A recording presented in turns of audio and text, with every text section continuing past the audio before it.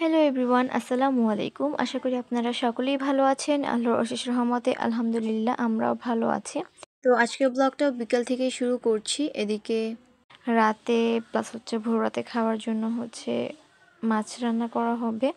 তো সেটাই এখানে ধুয়ে এরপর নুন হলুদ দিয়ে মাখিয়ে রেখেছে।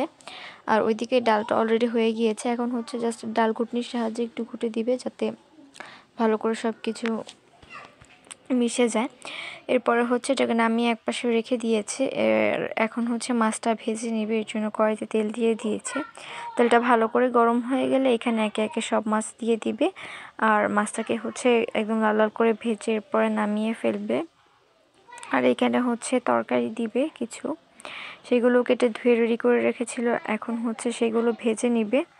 তো সেগুলো তেলের মধ্যে দিয়ে দিল, হালকা একটু ভেজে এরপরে উঠিয়ে নিবে।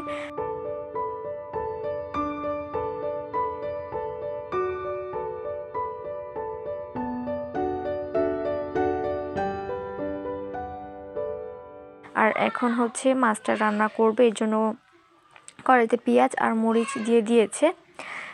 এটা হালকা একটু ব্রাউন হয়ে আসলে এখানে বাটা মশলা দিয়ে দিবে, পেঁয়াজ বাটা, রসুন বাটা, জিরা বাটা মশলা দিয়ে।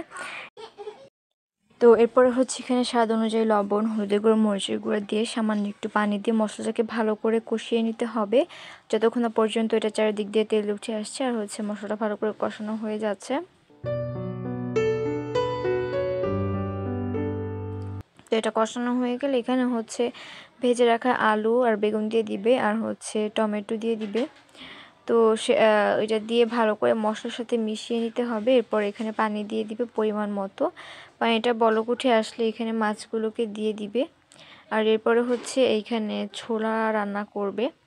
তো সেই জন্য কড়াইতে পেঁয়াজ কুচি দিয়ে দিয়েছে, সেটা ব্রাউন হয়ে গিয়েছে। এখন এখানে বাটা মশলা দিয়ে মশলাটাকে ভালো করে কষিয়ে নিয়েছে। আর এদিকে ছোলাগুলোকে বের করে ধুয়ে নিয়েছে। আর এইখানে একটা আলু, সিদ্ধ করা আলু, এটাকে হাতের সাহায্যে একটু হালকা ম্যাশ করে এরপরে দিয়ে দিয়েছে। এখন মশলার সাথে মিশিয়ে লাস্টে নামানোর আগে ধনিয়া পাতা দিয়ে নামিয়ে ফেলবে। তো তাহলে কিন্তু হয়ে যাবে ছোলা রান্না। এরপরে এখানে একটা সিম তরকারি রান্না করবে, এই জন্য পেঁয়াজ কুচি দিয়ে দিচ্ছে তেলের মধ্যে, আর মরিচ দিয়ে দিয়েছে। এরপরে এখানে বাটা মশলা দিয়ে দিবে, সাথে মেবি সরিষা ছিল, হ্যাঁ। এরপর এখানে সিম দিয়ে দিবে, এটা আমাদের গাছের সিম কিন্তু। এটা দেওয়ার পর মশলার সাথে ভালো করে মিশিয়ে নিতে হবে। এরপরে এটা হয়ে গেলে নামিয়ে ফেলেই হয়ে যাবে। তো বিকানি বেগুনি তৈরি করব, আর দেখলাম ঘরে বেগুন নাই, শেষ হয়ে গিয়েছে। তো ভাবলাম গাছে একটাই বেগুন হয়েছে, সেখান থেকে ছিঁড়ে আনি। তো আম্মু ছিঁড়তে গিয়েছে, পর ফাইজা আর রায়ান দুইজনে চলে গিয়েছে ছিঁড়তে। যদিও ছিঁড়তে পারে না, অনেক শক্ত ছিল ডাঁট। তো ওরা অনেকক্ষণ ট্রাই করলো ছেঁড়ার জন্য, কিন্তু পারে নাই। এরপরে আম্মু ছুরি নিয়ে কেটে দিয়েছে। যারা যারা এখনও ভিডিওটা দেখছেন কিন্তু একটা লাইক দেন নাই, প্লিজ আমার ভিডিওটাতে একটা লাইক দিয়ে এরকম আরও ভিডিও পেতে, ভিডিওটা যদি ইউটিউব থেকে দেখে থাকেন তাহলে প্লিজ প্লিজ আমার চ্যানেলটাকে সাবস্ক্রাইব করে পাশে থাকা বেল বাটনটি অন করে দিবেন। এতে করে যখনই আমি কোনো নতুন ভিডিও আপলোড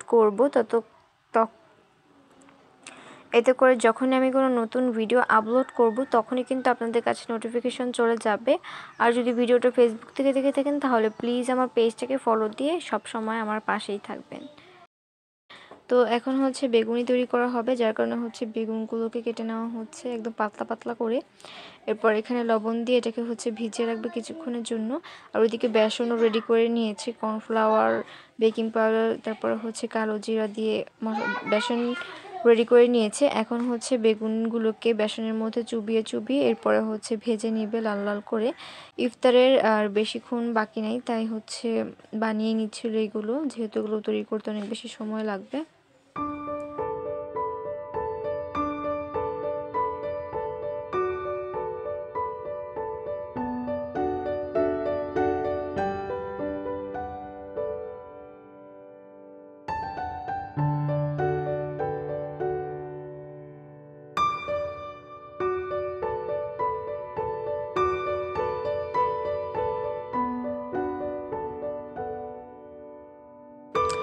তো এরপরে আলুর চপগুলোকেও ভেজে নিয়েছে এখানে।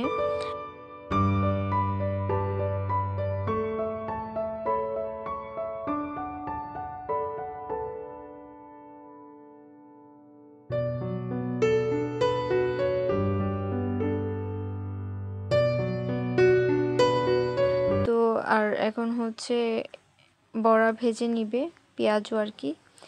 তো এটা ভাজা হয়ে গেলে এটাকেও নামিয়ে ফেলবে। আর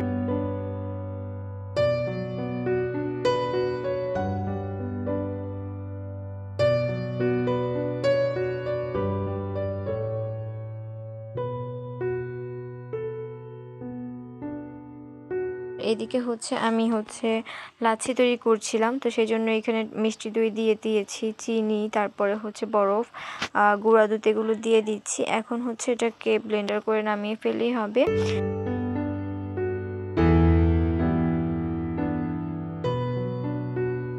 এরপর হচ্ছে এখানে ফুডের জুস তৈরি করব, যার কারণে ফুড আর চিনি দিয়ে দিয়েছি, আর সামান্য একটু পানি দিয়েছিলাম। তো ওদিকে সব কিছু করা শেষ। তো ইফতারি করে এখন হচ্ছে মানে রোজাটা ভেঙে এরপরে খিচুড়ি নিয়ে বসেছি।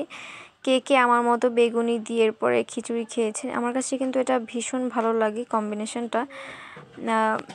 খিচুড়ির সাথে শসা প্লাস হচ্ছে বেগুনির যে বাইটটা দেওয়ার পর যেরকম লাগে, আমার কাছে ভীষণ ভালো লাগে এটা। কার কার ভালো লাগে অবশ্যই কমেন্ট বক্সে জানিয়ে যাবেন।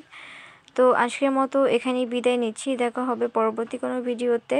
ততক্ষণ সবাই ভালো থাকবেন, আল্লাহ হাফেজ।